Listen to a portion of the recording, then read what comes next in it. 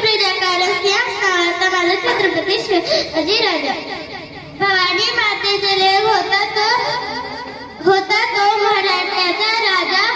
कोणीही नाही कोणासमोर तो मराठ्याचा होता राजा. जाता जाता एवढे झाले आले किती गेले किती उडून गेले संपला नाही संपणारही नाही आमच्या शिवाचा दर्गा. एवढं बोलून मी माझ्या दर्शनाचे सांगते. जय हिंद जय महाराष्ट्र. माझे नाव वैष्णवी नितीन गोडके.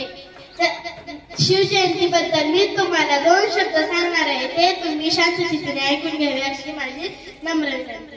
चला आता मग सुरुवात करूया.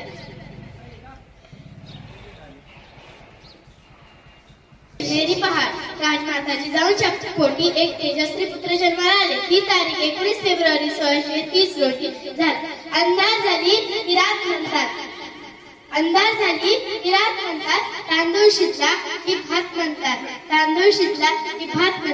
आणि या महाराष्ट्रात राहून ज्याला छत्रपती शिवाजी महाराज माहित नाही त्याला औरंगजेबाची औलाद म्हणतात. एक होता राजा. भीती नव्हती त्याला जगाची, चिंता नव्हती त्याला परिणामाची, कारण की साथ होती त्याला भवानी मातेची व माता जिजाऊची. कदम नव्हता कायदा नव्हता तरी सुखी होती प्रजा. कदम नव्हता कायदा नव्हता तरी सुखी होती प्रजा. कारण की सिंहासनावर होता माझा छत्रपती शिवराज. जाता जाता एवढेच बोले. अंधाराला भेट नाही आभाळाची साथ आहे. अंधाराला भेट नाही आभाळाची साथ. कोणापुढे वाकत नाही मराठीची जाते. एवढे बोलून 2 शब्द सांगते.